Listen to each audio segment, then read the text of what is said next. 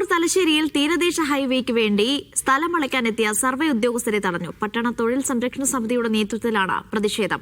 വ്യാപാരികളും തൊഴിലാളികളും മെയിൻ റോഡിൽ നിലയുറപ്പിച്ചതിന് പിന്നാലെ സ്ഥലത്ത് സംഘർഷാവസ്ഥയുണ്ടായി. ബിജീഷ് ഗോവിന്ദൻ വിവരങ്ങൾ നൽകും. ബിജീഷ്, എന്താണ് പ്രതിഷേധത്തിന് കാരണം? ഇപ്പോൾ സ്ഥലത്തെ സാഹചര്യം എങ്ങനെയാണ്?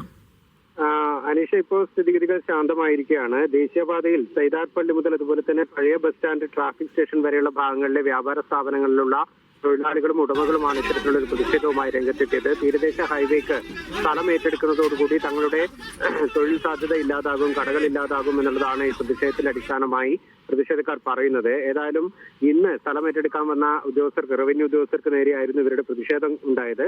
ഇതിനെ തുടർന്ന് ഈ പ്രതിഷേധം കണക്കെടുത്ത് പോലീസ് ഉൾപ്പെടെയുള്ള സംവിധാനങ്ങൾ സ്ഥലത്തുണ്ടായിരുന്നു. ഒടുവിൽ പ്രതിഷേധം കണക്കിലെടുത്തുകൊണ്ട് റവന്യൂ ഉദ്യോഗസ്ഥർ സ്ഥലത്ത് പിൻവാങ്ങുകയാണ് ചെയ്തത്. ഇതോടുകൂടി സ്ഥിതിഗതികൾ ശാന്തമായി. ഇനി ഇതിനകത്ത് തീരദേശ ഹൈവേയുമായി ബന്ധപ്പെട്ട് ഒരു സമവായത്തിലെത്തി മാത്രമേ മുന്നോട്ട് പോകാൻ പാടുള്ളൂ എന്നുള്ളതാണ് ഈ വ്യാപാരികളും അതുപോലെ തന്നെ തൊഴിലാളികളും പറയുന്നത്.